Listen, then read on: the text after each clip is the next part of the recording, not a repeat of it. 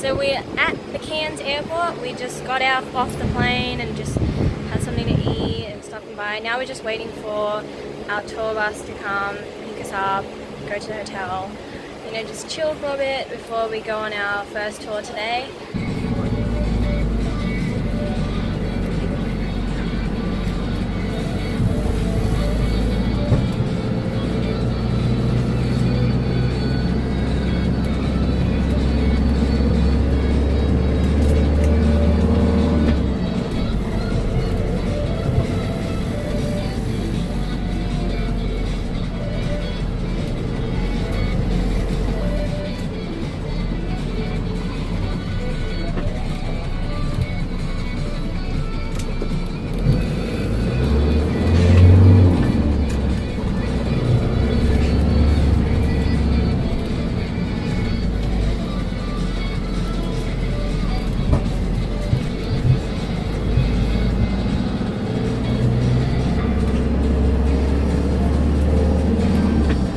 So we're here at our Rainbow Resort. We just came in and we're just having a look around and see how we go. Oh, so excited. Yeah.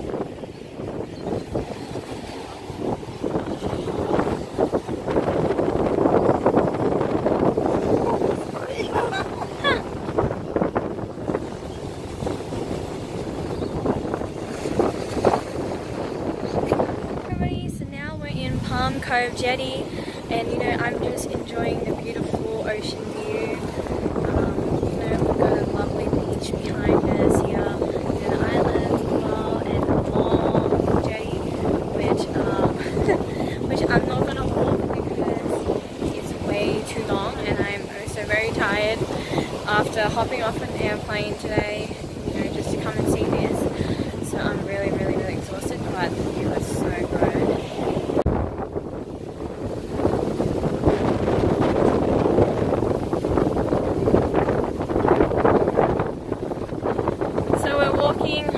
Cove Jetty, just quickly, you know, taking in the beautiful views, the beautiful palm trees, Hey guys, it's day 2. We're going to be going on a cruise and we're going to be doing some snorkeling.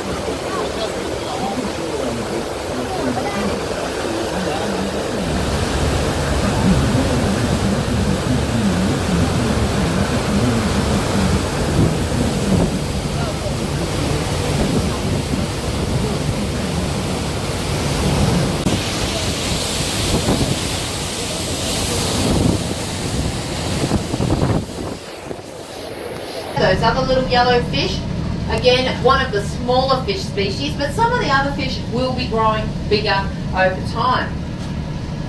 Now the reason why the little colourful fish hide in amongst the coral is because the coral's quite colourful as well, and they can camouflage well there. So there's a lot of fish that come to our reef just to have their babies, because there are so many good hiding spots for those little baby fish, but also because there's a lot of food here for them. So some of the fish in amongst the coral will be eating the coral. Maybe they feed on the animals that make the coral, or maybe they're cleaning algae off the outside of it, which actually helps the coral because then it can absorb more sunlight and grow bigger. No, we don't need to So what is coral? Well, it's actually an animal, a plant and a mineral all in one.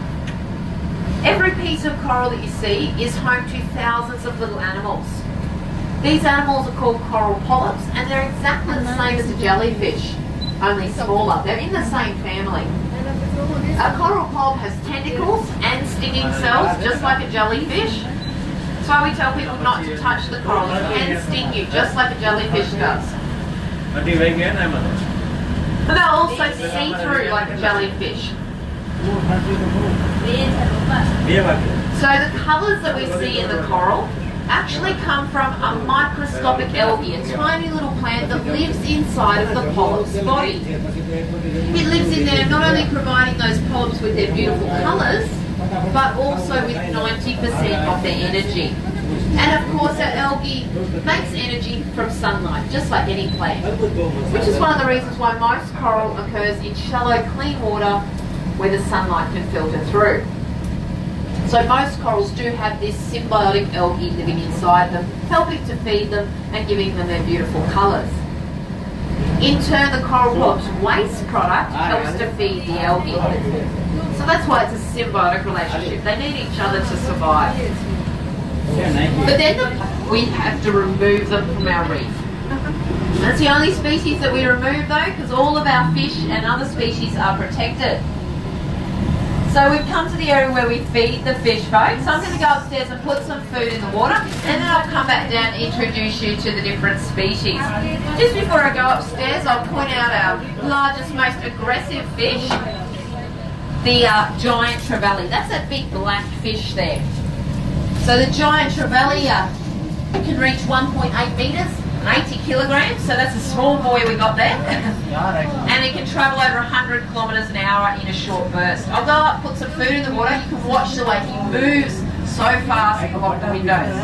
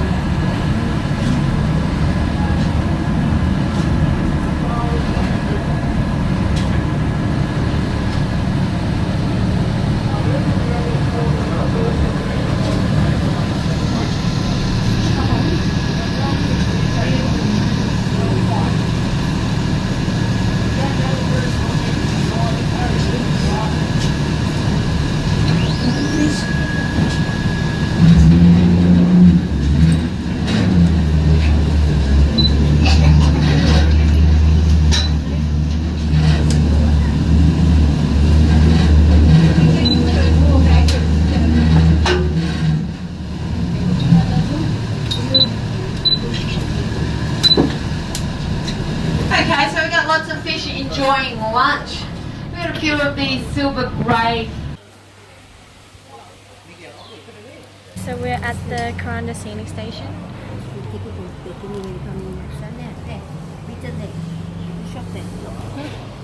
Oh yeah, Cairns Scenic Railway.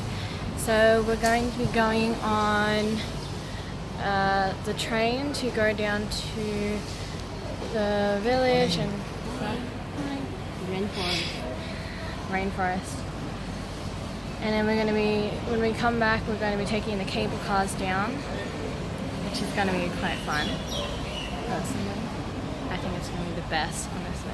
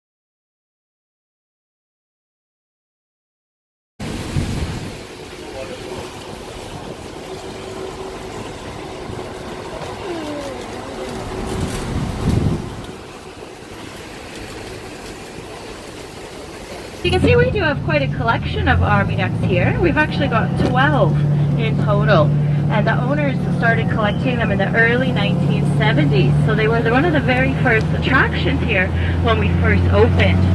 Now these army ducks are American-made vehicles, so they were built in Detroit, Michigan.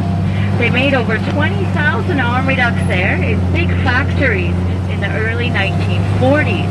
And the army ducks were all built by women because the men were off fighting already during the war at this time. Now these army ducks have 6 wheels, and if you have a look, you can see there's a big archway there at the back of the army duck. Hiding underneath the archway is a very large propeller. So that big propeller is going to help us when we get down to the water. We can spin that in a circle, and that will give us propulsion forward. Now we're just going past class.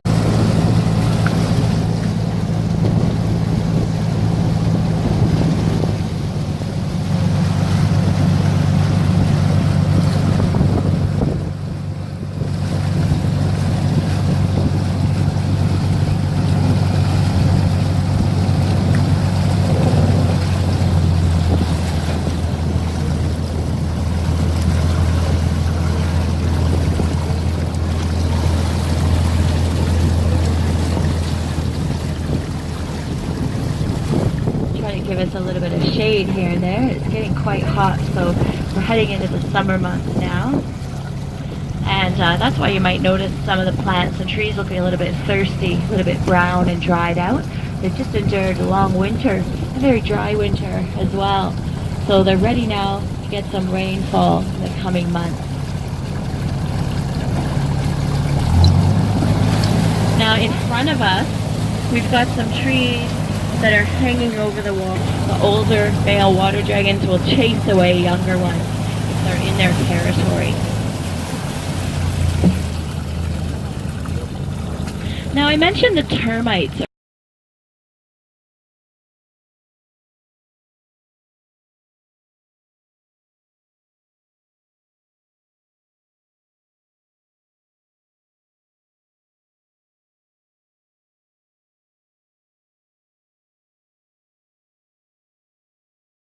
So today is our last day here at Cairns.